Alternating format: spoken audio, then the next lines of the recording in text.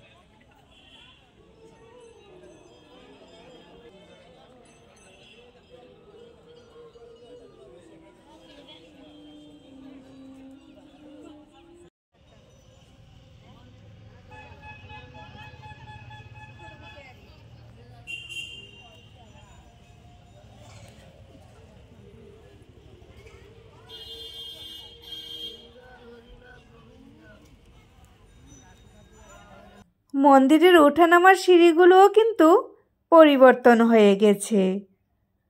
আগে যে সিঁড়িগুলো দিয়ে আমরা মন্দিরে উঠতাম, এখন কিন্তু সেই সিঁড়িগুলো দিয়ে আর মন্দিরে ওঠা হয় না।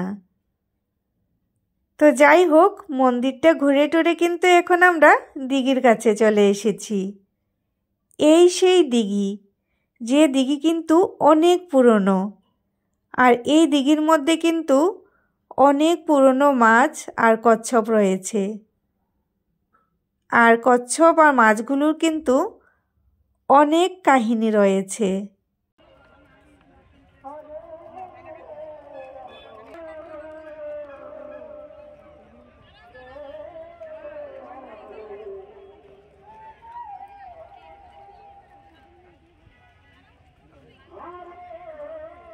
ওই দিন জানি না কেন জানি ঘাটের মধ্যে একদম কম কচ্ছপ আর মাছ ছিল। কয়েকদিন আগেও যখন গিয়েছিলাম প্রচুর পরিমাণে কচ্ছপ আর মাছ ছিল ওইখানে। তো যাই হোক, আমাদের কিন্তু মন্দির পরিক্রমা করা সম্পূর্ণ কমপ্লিট হয়ে গেছে। আর বেশি কিন্তু ভিডিও করিনি, ছোট্ট করে তোমাদের সাথে শেয়ার করলাম।